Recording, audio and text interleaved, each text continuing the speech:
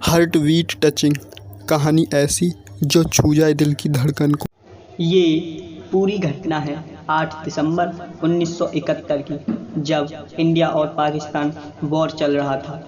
पाकिस्तान के हवाई जहाज़ आते हैं और हमारे भारत के एयरफोर्स के सैनिकों और भुज एयर स्ट्रिप पर नेपलम बम फेंक के हमारे भारत के एयरफोर्स और भुज के एयर स्ट्रिप को डिस्ट्रॉय कर दिया था। इसी वजह से हमारे देश के वायुसेना के जवान वहां से उड़ान नहीं भर पा रहे थे और पाकिस्तान को मुंह तोड़ जवाब नहीं दे पा रहे थे।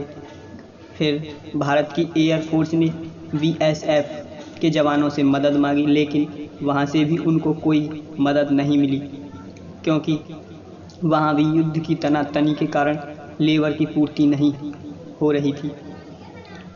उसी समय एयर स्क्वाड के चीफ विजय कार्णिक भुज के पास ही एक गांव है माधवपुर, वहां गए। वहां जाके लेबर की तलाश करने लगे, लेबर से मदद मांगने लगे। उन्होंने वहां लेबर से मदद मांगी, लेकिन युद्ध की वजह से और जान के खतरे को देखकर ज़्यादातर लोग मना करने लगे। तभी विजय कार्णिक वहां से निराश होकर लौटने ही वाले थे कि वहां पर ये सब बातें कुछ लोकल काम करने वाली कुछ औरतें सुन रही थीं।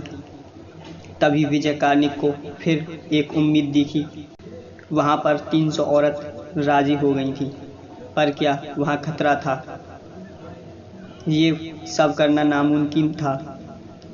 इसी वजह से उन 300 वीरांगनाओं को हरे कलर के वर्दी दी गई, क्योंकि जब पाकिस्तान हवाई स्ट्राइक करे तो भारत की सेना उन्हें अलर्ट कर दे और वो कहीं जाकर छुप जाएं। और ऐसा ही हुआ। पाकिस्तान वहां पर बार बार एयर स्ट्राइक करता रहा और वो 300 वीरांगनाएं बार बार कहीं पेड़ के नीचे तो कहीं झाड़ियों में छिपाकर उस काम को अंजाम देती रहीं।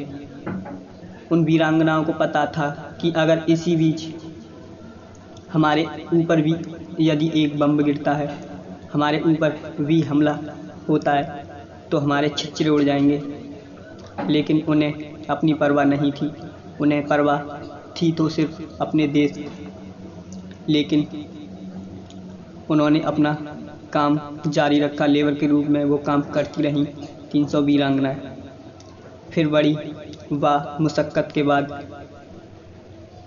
72 घंटे में उन्होंने उस भुज एयर स्ट्रिप जो डिस्ट्रॉय हो गया था, उसे 72 घंटे में उन्होंने बिल्कुल ठीक कर दिया। और फिर हमारे देश की एयरफोर्स वहाँ से उड़ान भरने लगी और उन पाकिस्तानियों को मुंह तोड़ जवाब देने लगी और करारा जवाब भी दे रही थी। बल्कि हमारे देश के एयरफोर्स ने जीत भी हासिल की।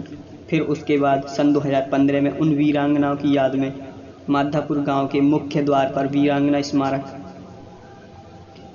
बनाया गया और उस स्मारक को उस समय के तत्कालीन रक्षा मंत्री मनोहर पर्रिकर और केंद्रीय मंत्री स्मृति ईरानी ने आप लोगों को समर्पित किया। इन 300 वीरांगनाओं ने बता दिया, भारत देश की महिला भी इस देश के लिए किसी की जान ले भी सकती हैं और अपनी जान दे भी सकती हैं। और उन्होंने यह संदेश दिया कि भारत देश पर जब जब संकट आएगा तो कोई पीछे नहीं हटेगा, वो चाहे बच्चा हो औरत हो। तो ऐसी वीरांगनाओं को आप क्या कहेंगे? इनके लिए एक सब्सक्राइब और कमेंट तो बनता है। Thanks for watching all viewer. Heart beat touching.